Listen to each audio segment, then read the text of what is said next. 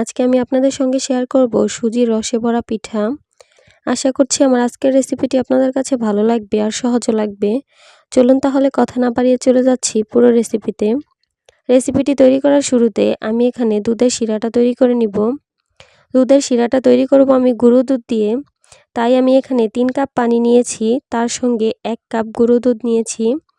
আর দুধটা কিন্তু অবশ্যই ফুল ক্রিম গুঁড়ো দুধ হতে হবে। তবে আপনারা চাইলে গুঁড়ো দুধের পরিবর্তে লিকুইড দুধও ব্যবহার করতে পারেন। তবে সেই ক্ষেত্রে 4 কাপ লিকুইড দুধ লাগবে।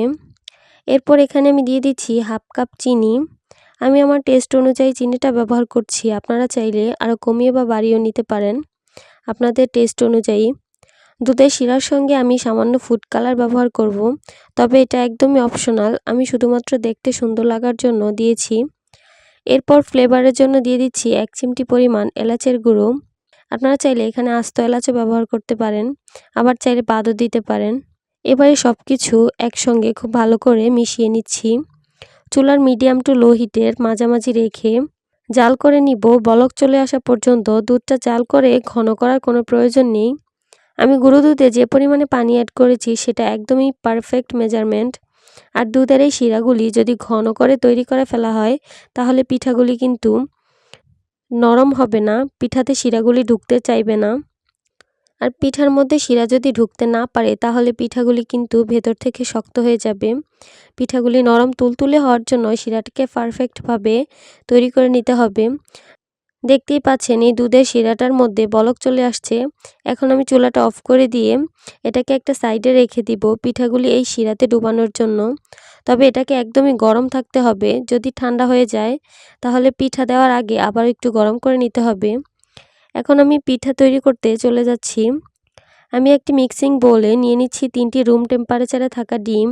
আপনাদের ডিমগুলো যদি ফ্রিজে থাকে তাহলে 30 মিনিট আগে ডিমগুলো ফ্রিজ থেকে বের করে রুম টেম্পারেচারে এনে তারপরে ব্যবহার করবেন। আমি এখানে দিয়ে দিচ্ছি 1/4 চা চামচ লবণ, সামান্য এলাচের গুঁড়া দিয়ে দিচ্ছি। এলাচের গুঁড়ার পরিবর্তে আপনারা চাইলে এখানে ভ্যানিলা এসেন্সও ব্যবহার করতে পারেন। আমি এখানে আর কিছুই দিব না, আমি এটাকে খুব ভালো করে ফেটিয়ে নিব। ডিম ফেটানোর কাজটা কিন্তু একটু সময় নিয়ে করতে হবে। ডিমটি যত ভালোভাবে ফেটানো হবে সুজির পিঠাগুলি কিন্তু তত বেশি সফট হবে। 2 থেকে 3 মিনিটের মতো আমি এগুলোকে খুব ভালোভাবে ফেটিয়ে নিয়েছি। এই ডিমগুলিতে আর কোনো লাম্পস নেই, খুব ভালোভাবে ফেটানো হয়ে গেছে। এখন আমি 1 কাপ সুজি নিয়েছি। আমি বাজারে কিনা প্যাকেটের যে সুজিগুলো পাওয়া যায় সেটাই নিয়েছি। আমি এগুলো কিন্তু ভেজে নিইনি, প্যাকেটে যেভাবে ছিল সেভাবেই নিয়েছি। আর এই সুজিগুলোকে আমি একসঙ্গে দিব না, আমি অল্প অল্প করে দিব আর মেশাতে থাকব। বেশি সুজি দিয়ে ফেললে কিন্তু ব্যাটারটা ঘন হয়ে যেতে পারে। আর ব্যাটারটা যদি ঘন হয়ে যায় তাহলে পিঠাগুলি কিন্তু পারফেক্টভাবে ফুলে উঠবে না। তাই অল্প অল্প করে সুজি দিব আর মিক্স করতে থাকব।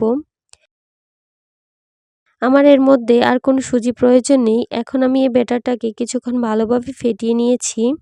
1 কাপ সুজি থেকে আমার এখানে কিছুটা সুজি রয়ে গেছে। আমি এখানে ছোট সাইজের ডিম নিয়েছিলাম তাই আমার সবগুলো লাগেনি, আপনাদের হয়তো সবটাই লাগতে পারে।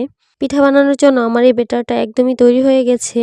ব্যাটারটা তৈরি করার সঙ্গে সঙ্গে কিন্তু বেশিক্ষণ অপেক্ষা করা যাবে না, সঙ্গে সঙ্গে ভেজে নিতে হবে পিঠাগুলিকে। পিঠাগুলি ভাজার জন্য আমি এখানে একটা ছোট চামচ নিয়েছি। এতে করে সবগুলো পিঠা একই রকম সাইজের হবে।